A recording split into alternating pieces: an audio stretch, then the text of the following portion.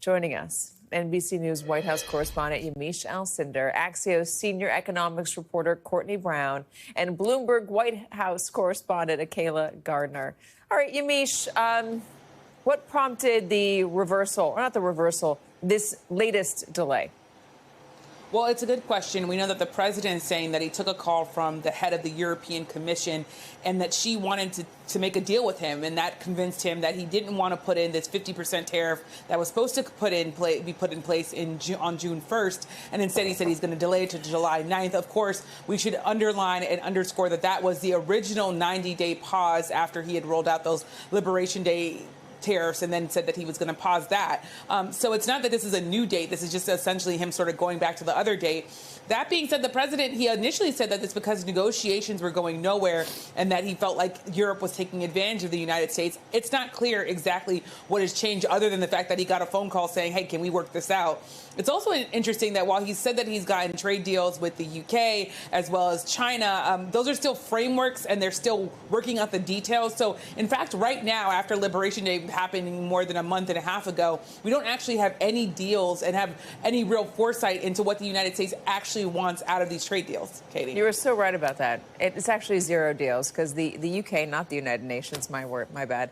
That deal was just a framework, but it's a little bit farther down the line in the figuring out of what it's going to be than even the China deal was, which was just a framework to continue the negotiations. But still, as you said, no real actual deal. Still nothing for the 90 deals in 90 days promise from Peter Navarro.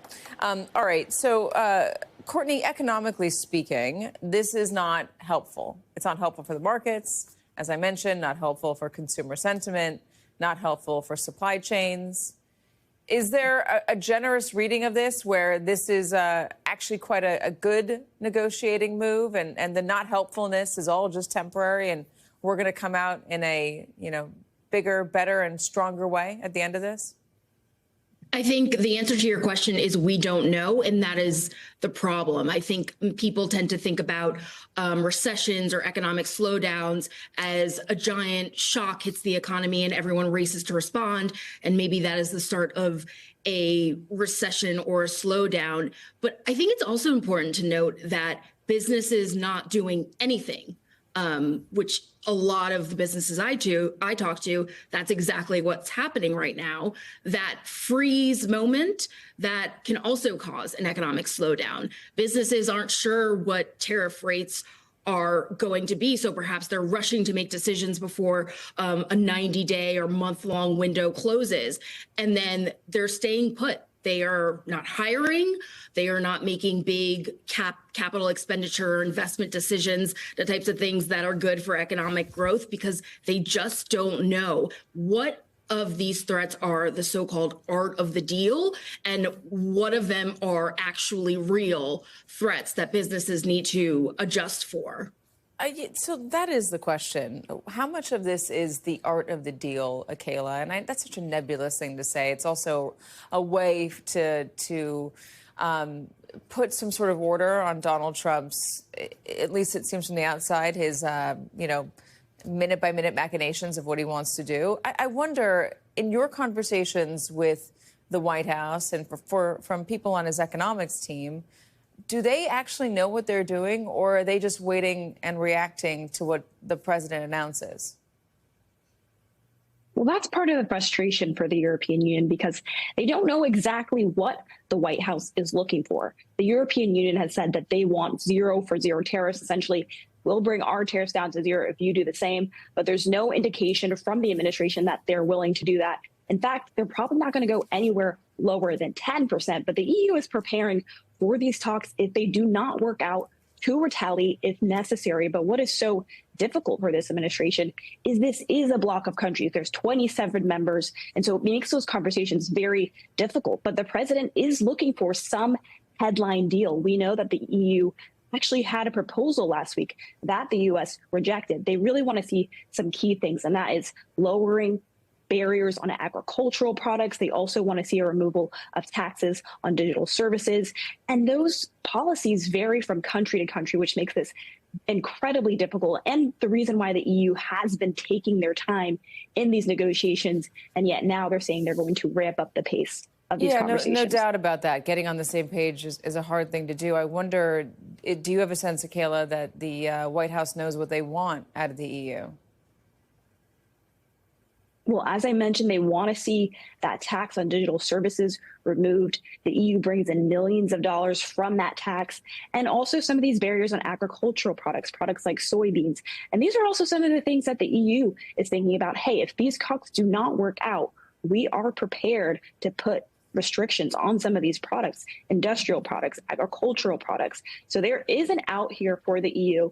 And they're using it as a pressure. We also know the EU is having conversations with China. We see China also making these alliances in case things do not work out with the U.S. and we do not see tariffs significantly reduced. Yamiche, I guess my question is a little bit broader than that, which is there a coherent strategy that you can find coming out of this White House? Or is it just Donald Trump deciding minute by minute what he wants to do because he likes tariffs so much? I mean, is there a coherent economic strategy that's articulated from the White House that makes sense of these, Truth Social posts that come out of nowhere? I mean, is this a Scott Bessent plan? Is it a Howard Lutnick plan? Is it a Peter Navarro plan? Is there somebody that is putting pen to paper for what the strategy is for this tariff stuff? Or is it being led by Donald Trump, and is it only in Donald Trump's head? Based on the conversations that I'm having with White House officials, as well as trade officials, and as well as experts who are looking at all of this from outside the White House, the feeling is that this is really President Trump's vision, and that some of this is making it up as he goes because he believes that that's sort of how negotiations and deals need to be made. So when you think about sort of how this even pause went into effect, it's because someone called him personally, again, the leader of the European Commission, to say, hey, let's work this out. That's what he's saying. And that is in essentially saying, okay, well, this is a Donald Trump sort of, if you can get to President Trump, get him to talk through this, then maybe that's the way that this can go. It's also interesting because over the weekend, the president said that he doesn't want things like T-shirts and socks to be made in the United States. And that's a really interesting point because you have American apparel makers who are saying, well, we want to make T-shirts and socks in the United States. And by the way, the biggest fight that the United States is having is with China, which has always been and has been for probably the last 10 decades, or I should say 10 years rather. They have been the biggest exporter around the world of apparel and things like that. Everybody started looking at their shirts in the sort of late 90s and 2000s and saw made in China. But that's who he's fighting with and putting this sort of 145% tariff on and then taking it off and saying that he's going to negotiate with them. So while the president's sort of saying all of these things, it's not clear that there's an actual strategy in terms of we're going to write this down and this is exactly what we want for all these deals. We know that the president, long before he was president, has not liked trade deficits, felt like the United States was being taken advantage of, didn't want manufacturing to go abroad. But that's sort of the broadest terms of how you look at his trade vision. It's not quite clear what exactly he wants right now from each of these countries. Let's talk about the forecast for what we should expect in the future, Courtney. And I'd love to know where things stand on the prospect, according to the big banks and people who forecast, on a recession, and also whether that recession will be coupled with stagflation. After the administration announced that 90-day truce, if you will, that pulled tariffs on Chinese imports from 145% to 30%, at least for the next 90 days, you saw a rush of Wall Street banks, sell-side analysts revising their recession forecast. At that point, a recession was looking less likely. But you have to have some pity for these economists, right? They're trying to think about what's happening with the tax bill, which financial markets were freaking out about last week, very worried about rising U.S. deficits. And now on Friday, we got that Trump Truth Social post about, threatening the EU with 50% tariffs. I mean, someone I talked to essentially said, can we not do this right now? We have to think about what the tax bill is going to do to the economy and rising deficits, what that's going to do to financial markets. Okay, but we thought this trade thing was kind of on the back burner, but I guess not. So it's this constant scramble of trying to figure out what policy looks like, and then in turn what that policy is going to mean for the economy. And it's kind of an impossible task. And there's also questions when you're talking about the debt and the deficit about the U.S. dollar and whether it is the once and will always be almighty dollar. I mean, there are now questions about whether buying U.S. debt is a good idea. Is it a good long-term bet to invest in the United States in that way? And that's certainly something that will affect our ability to both rack up debt, but also our ability to grow here in the United States. I wonder, from your reporting, how much of that is under discussion among other European or other foreign leaders? I think that we certainly know that this is a concern that is top of mind, at least for some Trump officials. Think about what kind of pushed Trump economic officials to try to get Trump to put a freeze on the Liberation Day tariffs. It was the huge financial market volatility. We reported months ago that it's no longer the Dow Jones or the S&P 500 that motivates President Trump. It is the bond market. And, we're starting to see these bond market freakouts, if you will, more and more.